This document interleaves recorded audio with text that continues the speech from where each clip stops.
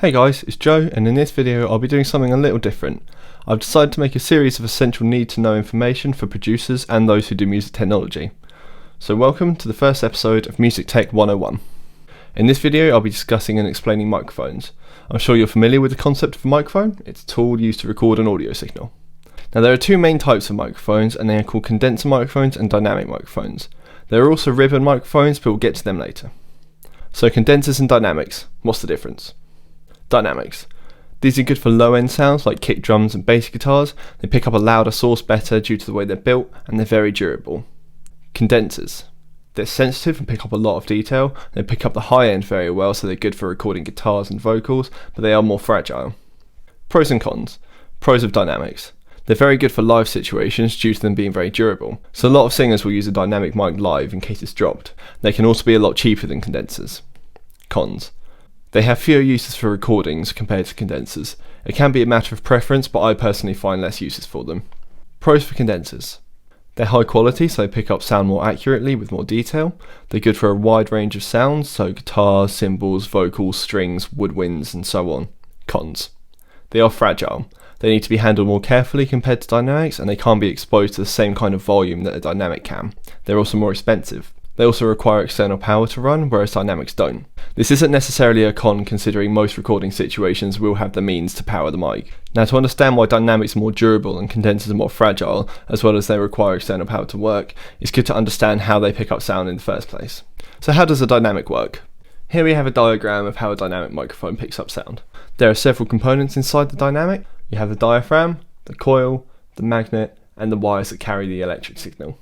The dynamic mic uses the electromagnetic principle to create an audio signal by moving a coil back and forth past the magnet, which then creates a signal. So here you can see that the sound waves from the source being recorded is pushing against the diaphragm. This then causes the coil to move back and forth to create the signal that is then carried by the wires here. And how does a condenser work? Here we have a diagram of how a condenser works. First of all, condenser means capacitor, so condenser mics are also known as capacitor mics, but the name has stuck over the years. So a capacitor is an electronic component that stores energy in the form of an electrostatic field. A capacitor consists of two plates with a voltage between them. One of these plates is made of a very light metal which acts as the diaphragm, so like the dynamic, this will vibrate when it's hit by a sound wave. This changes the distance between the two plates and changes the capacitance. So when the plates are closer together, the capacitance increases and a charge current occurs, and when the plates are pushed farther apart, capacitance decreases and a discharge occurs. As I mentioned, a voltage is required between the two plates in order for this to work, and that is either provided by a battery in the mic or through an external source. This source is called phantom power, and may also be labelled as 48V, which stands for 48 volts. Also, as I mentioned, condensers can't be exposed to such loud volumes. This is because of how fragile the metal plate is that it's acting like the diaphragm. If the source it's picking up is too strong, then there's a chance the metal plate will break. I briefly mentioned ribbon mics earlier, so I'll touch on how they work. They work on a similar principle to a dynamic in that they use electromagnetism. The difference is that instead of having a coil, a ribbon mic will have a very thin strip of aluminum which is suspended in a magnetic field. This strip responds to air pressure changes from the sound waves from the source you're recording. Now I'll just be going through some need-to-know mics that have a wide variety of uses and are used for essentials in a studio. First is the Shure SM57. This is used for snares and other forms of percussion, and it can also be used on guitars. It's a dynamic mic, which is why it works very well on a snare, as it will be very loud. This can also be paired with the Shure SM58. These two mics are actually the same, it's just the shape that's different. You wouldn't use the 58 for recording drums, as the cage here is quite impractical as it comes out quite a lot, but instead these are used for live vocal performances. Next is the AKG D112.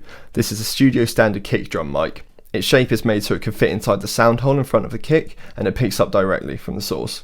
Again, this is dynamic. The Rode NT1. This is a condenser that's good for a number of uses. It can be used for the overheads on drums to pick up the cymbals as they're quite bright and high. They're used for acoustic guitars to pick up a lot of the detail, and the same for vocals.